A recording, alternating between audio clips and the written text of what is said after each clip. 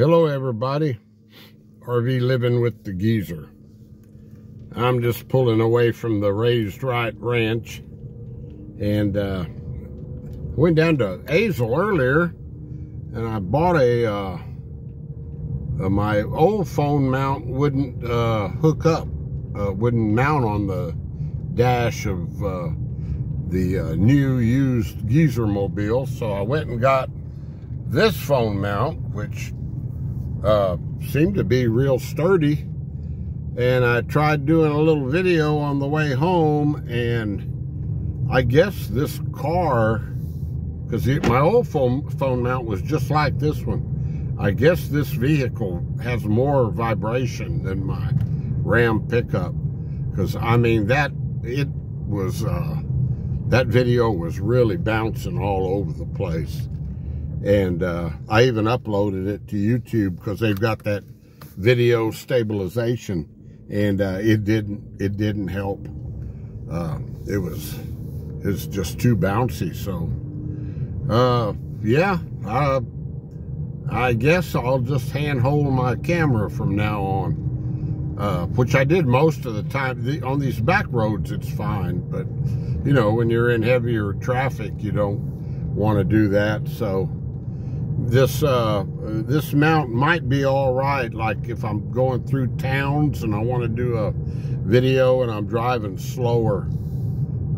It was sort of on the open road out there that it was really vibrating. So yeah, it says you can hook it to the windshield, to the glass also. And, Todd gave me a phone mount for my rear view mirror, but I just can't figure out how it fits on there. The mirror in my Dodge pickup and this they're too wide for those phone mounts to fit on. So anyway, old geezer might be phone mountless. It was only like $7 for that one there. So anyway, yeah, I'll tell you all a little story though. That's enough about the phone mount.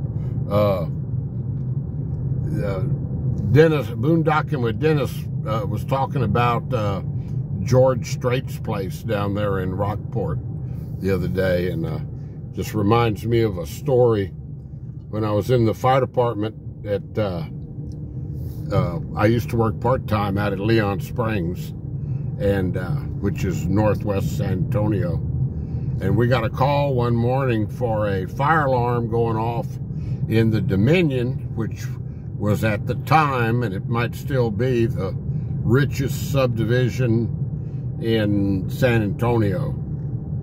And so we made this call, and we went all the way up to the top of this hill, the highest hill in Dominion, and there was a Santa Fe type house mansion up there, and fire alarm was going off, so early in the morning.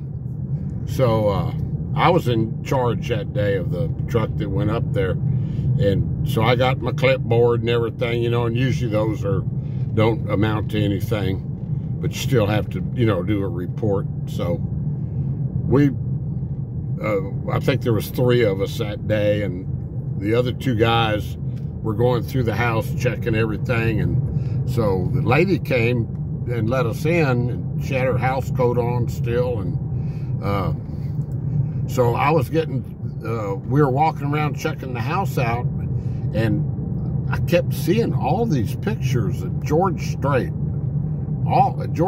everything, all over the house. And I'm like, this must really be a George Strait fan here, you know. These people are ate up with George Strait. And went in the garage, which was like underneath this house, and there were racks of like starched country western shirts, high dollar stuff, and blue and Levi's. I mean, 50 pair of Levi's on racks down there. And I'm like, what in the world? So I went to fill the report out and asked the lady her name, and she says Norma Strait. And old geezer, man, I mean, the detective that I am, I ciphered that out right away. Yep. I said, well, I'll be darned. So, is this George Straits' house? Yeah, I'm his wife. So, I had no idea where we were. Yeah. Yeah. Oh, I think he sold that place here several years ago. It sat up on the highest hill in Dominion. Beautiful place, you know, Santa Fe type of Adobe type architecture. And yeah, there were some big names that lived out there. Dominion, David Robinson, who played, there were several athletes out there. David Robinson that played for the Spurs. We made calls to his place, and I believe Dominion now is been annexed into the city of San Antonio. In fact, I know it has. So, yeah, that's just my little story of my... George wasn't home at the time, but that's my George Strait story there. No boondocking with Dennis reminded me of that when he was showing those big homes down at Key Allegro, which is a real high dollar subdivision there at in Rockport.